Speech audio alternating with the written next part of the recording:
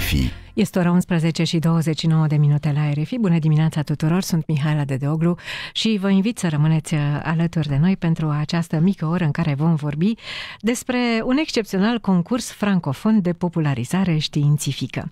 Pentru prima dată în istoria sa, istoria concursului, mă iertați, da, România va găzdui finala internațională a acestui concurs francofon intitulat Teza mea de doctorat în 180 de secunde. Un eveniment unic organizat de Agenția Universitară a Francofoniei și Universitatea de Științe Agronomice și Medicină Veterinară din București, un eveniment care se desfășoară astăzi, chiar astăzi, în cât timp oare vom începe acest concurs, Sorin Câmpeanu? La ora 15. La ora 15, iată.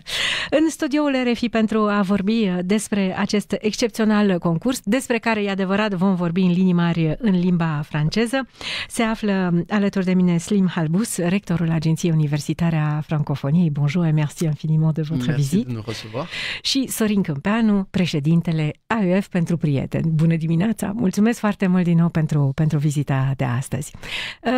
Peut-être, si vous permettez, monsieur le recteur, je vais laisser à monsieur Câmpeanu la possibilité d'expliquer peut-être un petit peu en roumain brièvement qu'est-ce que c'est ce concours et pourquoi c'est important que la Roumanie reçoit un concours international. En română, în franceză, en fait, comme vous voulez. Tout d'abord, la Roumanie, je suis fier de vous dire, j'ai des arguments occupant une place extrêmement importante dans le cadre de la francophonie.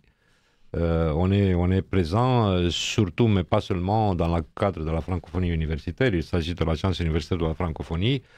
C'est peut-être paradoxal, mais la réalité, c'est ça. On a, dans le cadre de l'Agence universitaire de la francophonie, plus de 1000 universités en provenant de 115 pays. Et parmi les 115 pays, la Roumanie occupe la deuxième place après la France en ce qui concerne le nombre des universités membres. On a une cinquantaine des universités membres des universités roumaines. Alors, dans ce contexte où, au-delà de toutes les autres positions que j'ai eu la chance d'avoir pendant ma vie professionnelle, celle de président de l'Agence universitaire de la francophonie, c'est de loin la plus importante parce que j'ai pu bénéficier de la confiance des recteurs et des présidents des universités de partout du monde, en étant, je suis fier de vous dire, le premier président qui vient d'un pays où le français c'est pas une langue officielle. Dans ce contexte, on a pensé et on a reçu l'acceptation de la part des organisateurs pour organiser la 11e édition du concours Ma thèse en 180 secondes. C'est un concours extrêmement prestigieux, c'est un concours qui s'est lié aux réalités, aux nouvelles réalités, si je peux dire, parce que venant du système universitaire, je peux vous garantir que une personne, un jeune chercheur doctorant qui n'est pas capable d'expliquer ses idées principales de sa thèse de doctorat dans un temps qui c'est très court d'ailleurs, 3 minutes, risque d'avoir sa thèse parmi les armoires dans des bureaux, etc., etc.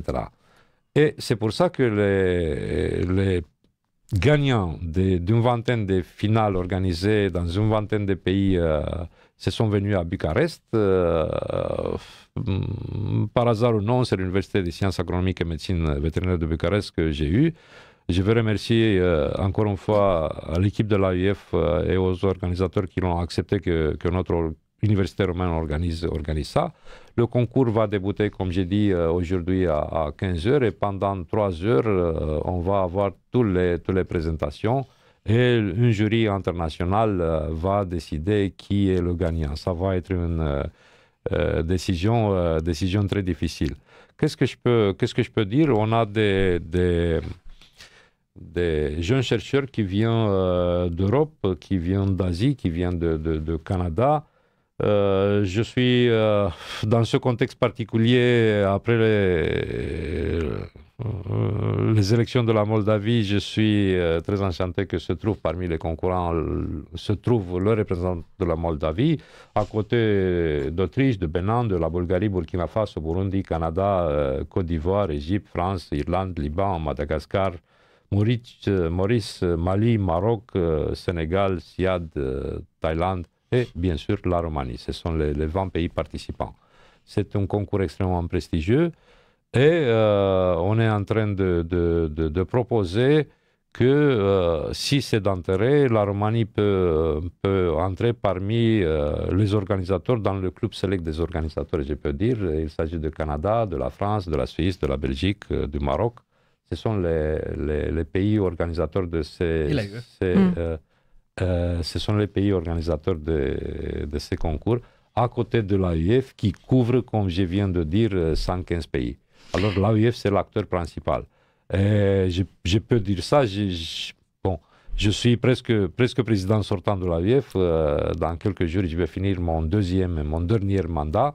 Mais mon collègue, le recteur Slim Kalbouz, qui d'ailleurs a été à l'origine du concept de francophonie scientifique, qui c'est en synergie avec ces concours, qu'on a lancé, je suis fier de vous dire, pendant l'Assemblée générale en 2021, en Roumanie, à Bucarest, en ayant le haut patronage présidentiel. D'ailleurs, encore une chose qu'il faut ajouter, ces concours, ces finales internationales organisées en Roumanie, a l'honneur d'avoir aussi le haut patronage présidentiel. Aujourd'hui, l'événement se déroule par l'AOIF, avec le support de l'USAMV, parce que l'AOIF c'est le principal organisateur, mais en avoir le haut patronage présidentiel. C'est important de préciser ça. Slim Kalbouz, c'est 3 minutes pour convaincre. 3 minutes pour convaincre, c'est très très peu. C'est un concours d'éloquence qui a la science comme centre d'action. J'ai eu l'occasion d'assister plusieurs fois en fait à la finale de Roumanie de ce concours, la finale nationale. Je sais que c'est compliqué. C'est compliqué de convaincre et puis c'est compliqué de trouver le juste mot dans une langue qui n'est pas sa langue maternelle.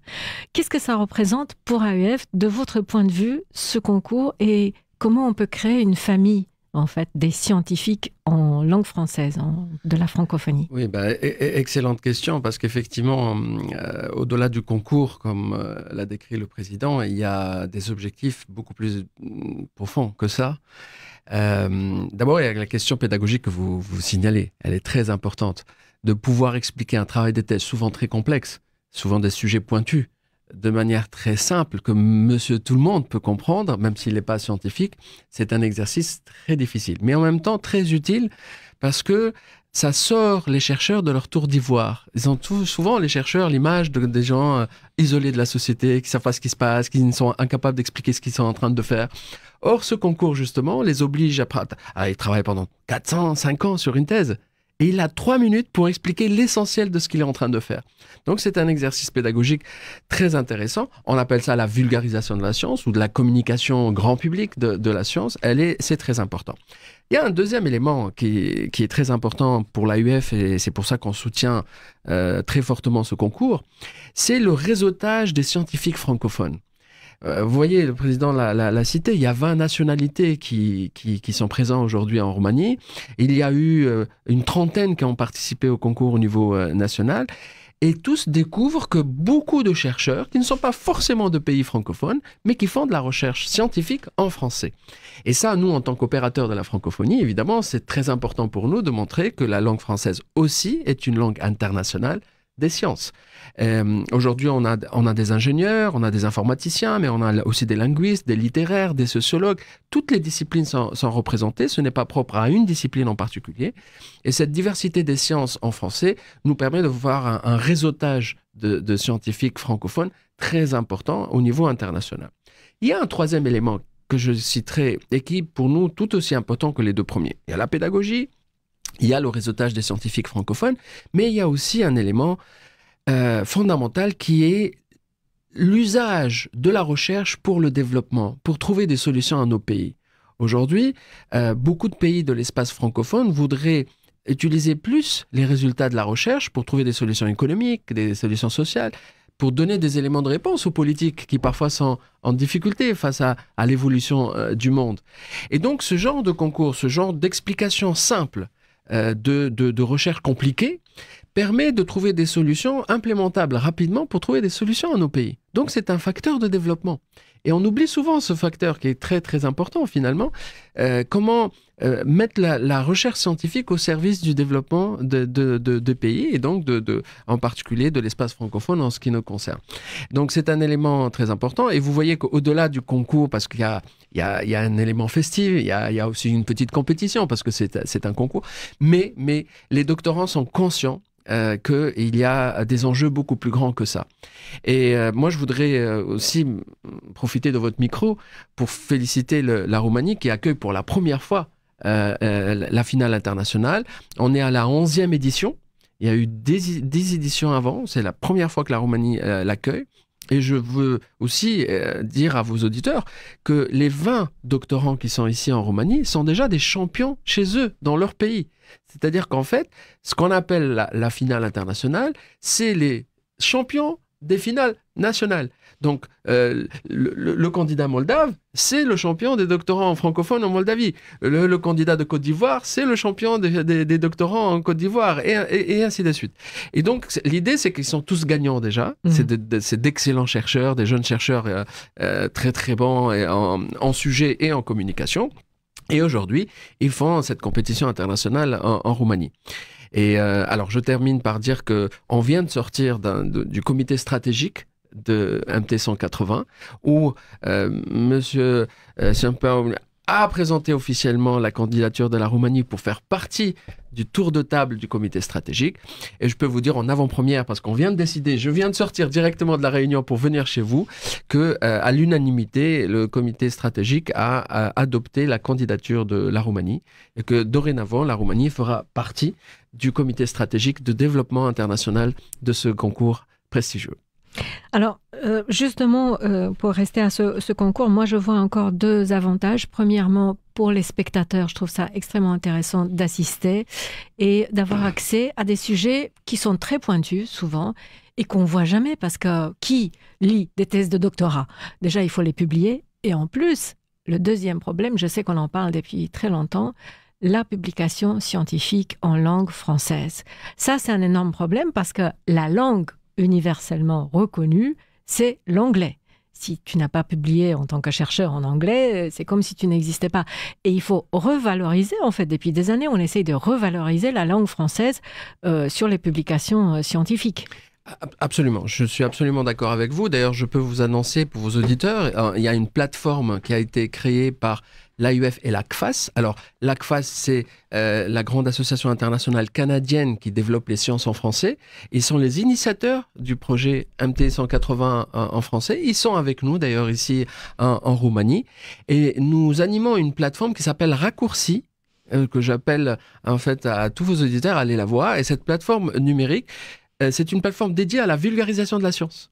C'est-à-dire que c'est des grands chercheurs ou des jeunes chercheurs qui expliquent de manière très simple, comme un article de magazine ou de journal, des sujets très pointus de recherche. Et ça permet justement au grand public, comme vous dites, de pouvoir s'informer sur des sujets très techniques, très pointus, mais de manière très simple, où ils peuvent comprendre l'utilité de la chose.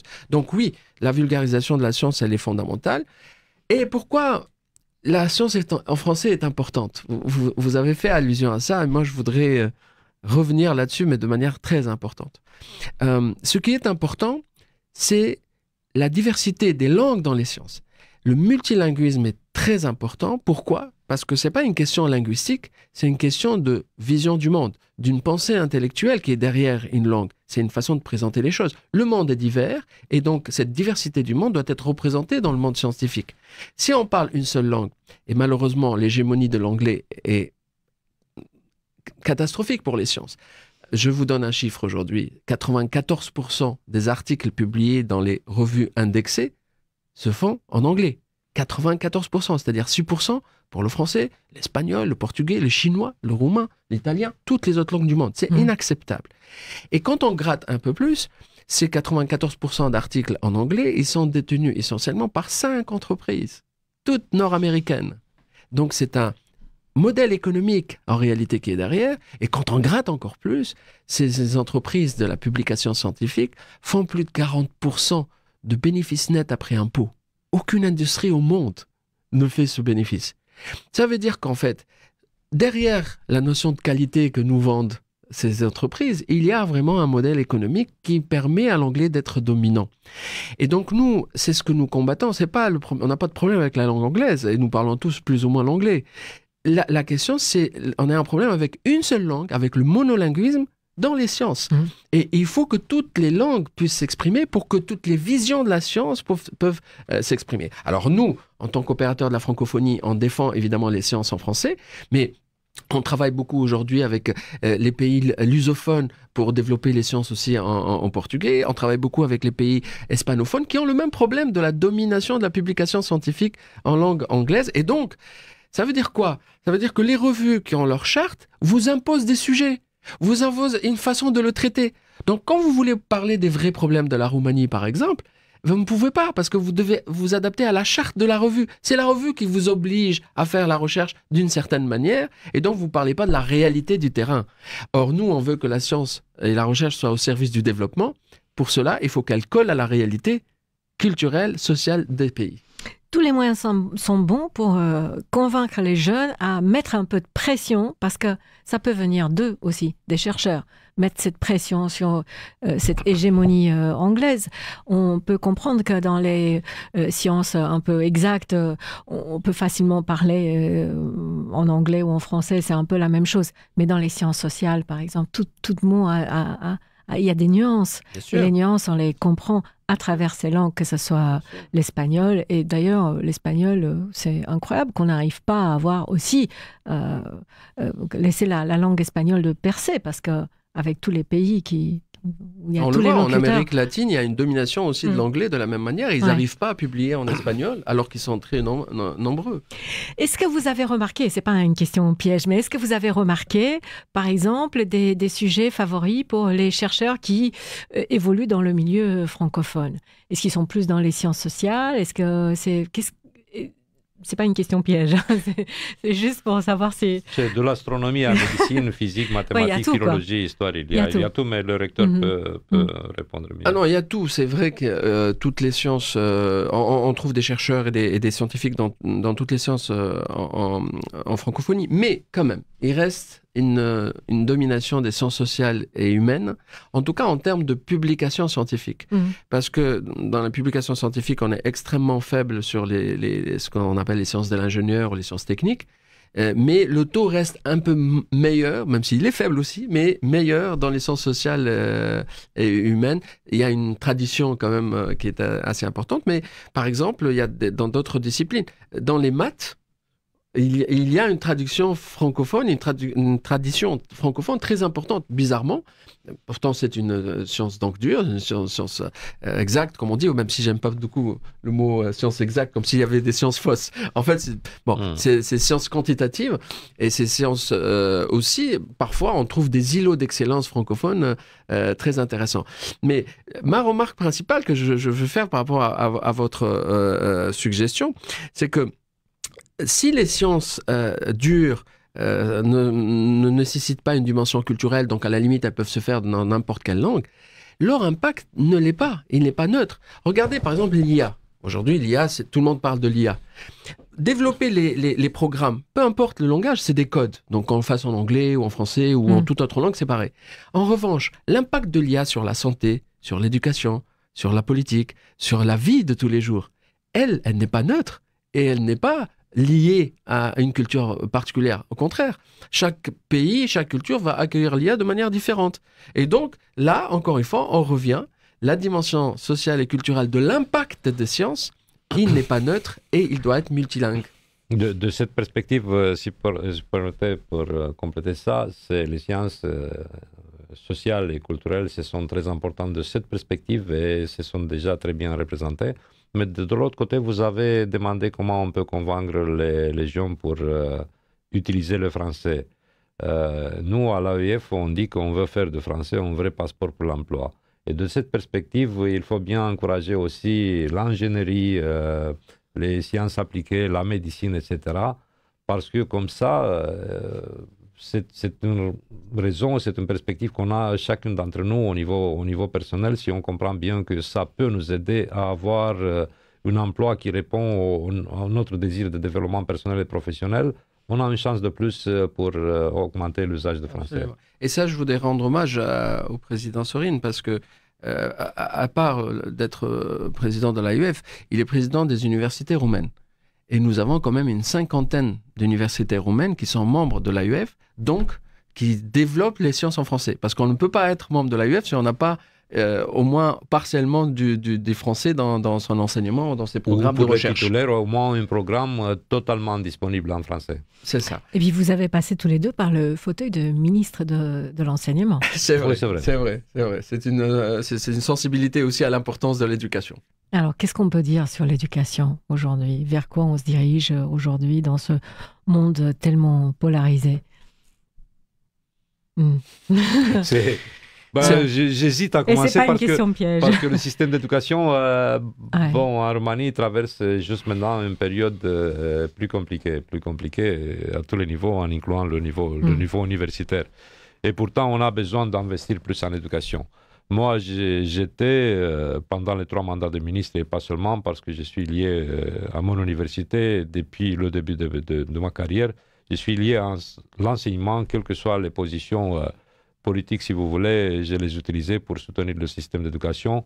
J'y vais croire que l'éducation, c'est la seule solution de développement durable, qu'il faut investir en éducation. Et on traverse une période plus difficile à cause du contexte économique, le fameux problème de déficit budgétaire. Mais pourtant, il faut trouver rapidement des solutions pour se redresser, pour recommencer à investir en éducation. D'ailleurs, je me permets de rappeler que je suis l'auteur d'idées que l'éducation, il faut recevoir 15% du budget national consolidé. C'est-à-dire 1 euro sur 7, il faut aller vers l'éducation. Ça, c'est mon point de vue que je garde, malgré les conditions qu'on traverse maintenant. Parce que l'éducation à tous les niveaux, c'est la solution d'un développement durable. Et à l'éducation, l'usage des langues étrangères, c'est extrêmement important. Et j'ai soutenu, et maintenant on a dans la loi de l'éducation 2 langues étrangères pour l'examen de baccalauréat à partir de la promotion qui vient de commencer le lycée maintenant. Alors, à côté de l'anglais, on va avoir une deuxième langue, quel que soit, je suis subjectif, le français, mais ça peut être l'italien, l'espagnol aussi, ou l'allemand. Slim Halbous, le multilinguisme, alors on l'encourage. Vous êtes professeur des universités en sciences de gestion, donc vous avez travaillé en Tunisie. Vous êtes tunisien, mais aussi vous avez été professeur, et vous êtes, je pense aujourd'hui aussi, professeur invité dans différentes universités en France, au Maroc, au Liban. Donc vous avez une vision large un peu de plusieurs pays. Et c'est ce qui me permet justement de compléter la réponse de Sorin sur la dimension internationale. Moi, j'aimerais que les gens soient conscients que une des raisons principales de la crise du multilatéralisme que nous visons aujourd'hui, de toutes ces incompréhensions qu'il y a entre les pays, de toute cette méfiance qu'il y a, vient en partie du recul de l'éducation au niveau international, de la coopération internationale, des échanges. On met de plus en plus de visas, c'est de plus en plus compliqué d'aller d'un pays à l'autre. On se connaît moins, et moins on se connaît, plus on va se méfier et moins on va se faire confiance, et donc ça peut aller jusqu'à la guerre, jusqu'au problème de conflits politiques et économiques que nous voyons aujourd'hui dans le monde. Et donc je pense qu'on a oublié cette dimension très importante de l'éducation internationale. Nous, en tant qu'agence universelle de la francophonie, on est dans cette idée de la paix par l'éducation, la paix par la science. La science est neutre. Elle ne prend pas position, elle essaie d'apporter des solutions aux êtres humains, quelles que soient leurs origines. Et pour nous, ces idéaux, ces valeurs, on est en train de les perdre, et c'est dommage. Donc je dirais que au-delà des enjeux nationaux de chaque pays, au niveau de l'éducation, on veut tous améliorer nos systèmes, etc. Il y a aussi un enjeu international très important de rapprochement des peuples, des rapprochements des modèles d'enseignement. Parce que l'éloignement qu'il y a eu sur les 20 dernières années est en train de causer beaucoup de dommages sur la connaissance des uns vers les autres. Et ça développe le racisme, ça développe le rejet de l'autre. Et je pense qu'il faut absolument garder cette dimension de la coopération internationale par le savoir et la connaissance. Nous arrivons à la fin de notre discussion. Ma thèse en 180 secondes est un événement placé sous le haut patronage du président de la Roumanie. C'est 3 minutes pour convaincre. Avez-vous des conseils à donner aux jeunes qui vont se lancer dans cet exercice périlleux? Parce qu'il faut monter sur scène et il faut convaincre le jury. Déjà, j'applique toujours le principe que j'apprécie d'une façon très spéciale des choses que des autres peuvent faire et moi, j'ai des difficultés à faire. Ah, donc vous n'êtes pas prêt à monter sur scène et défendre une thèse en 3 minutes. Honnêtement, bon, de l'autre côté, la concision, la capacité de synthèse, il faut les encourager parce que ça te donne une ligne bien claire. Il faut être confiant. Il faut être confiant, même plus confiant que moi qui je suis moins jeune, disons. Les jeunes, il faut être confiant qu'ils peuvent expliquer parce qu'il s'agit de leur travail, des années. Et il faut être conscient de l'importance, pas seulement dans un concours comme ça. Il faut savoir définir les idées claires pendant toute la vie professionnelle, je peux dire, et pendant, pourquoi pas, dans la relation avec la mass média. Et alors, la recommandation, c'est de se concentrer sur ces sujets parce que ça peut servir dans toute leur vie. Et moi je rajouterais que c'est aussi un état d'esprit et des techniques de communication. D'abord, un état d'esprit, ça veut dire qu'en fait, il ne faut pas se parler pour soi-même. Il faut parler aux autres. Il faut être conscient à qui on parle. Et donc, quand on parle à des gens qui ne sont pas eux-mêmes des scientifiques forcément, qui ne maîtrisent pas votre sujet parce qu'il est compliqué, il faut être capable de se mettre à leur place pour parler un langage simple qui leur permet de comprendre. Donc ça, c'est vraiment un état d'esprit pas facile. Et la deuxième chose, c'est des techniques de communication, donc des entraînements. Et votre question me permet de vous dire que vous savez que tous les candidats sont suivis par l'AUF avec des coachs pour les préparer à cet exercice. Ce n'est pas naturel de pouvoir expliquer un travail de 4 ans en 3 minutes. C'est très compliqué. Et donc, c'est un apprentissage aussi d'aller à l'essentiel, d'utiliser des mots simples, d'utiliser des exemples, des paraphrases, des simplifications de la vie courante pour être compréhensible par tout le monde. Donc, une technique, beaucoup d'entraînement, on les aide pour ça, et un état d'esprit d'être ouvert à expliquer ce que nous faisons de manière simple. Eh bien, je pense que vous allez passer un bon après-midi avec tous ces jeunes. Merci infiniment. AUF.org, c'est le site où on trouve toutes les informations. Et puis, bon concours. Merci. Alors, et le concours passe en direct sur les réseaux sociaux. Ah, bah, c'est important de le dire pour ceux qui n'ont pas la chance de venir à l'UCMAV, parce que l'amphi sera plein cet après-midi, mais il sera aussi diffusé en live sur les réseaux de l'AUF, donc vous pouvez le regarder en direct. Merci infiniment. Revenez quand vous voulez. Merci pour l'invitation. Dès qu'on a reçu le statut de membre du comité stratégique et on va avoir la chance d'organiser une autre finale en Roumanie, on va vous annoncer. Même avant, on va faire rapidement, on va prendre rendez-vous, on va faire une belle discussion. Mulțumesc foarte mult, merci infiniment de votre vizit. Merci. Aproape 3 minute până la știrile RFI, să aveți o după-amiază agreabilă și să ne auzim cu bine mâine dimineață.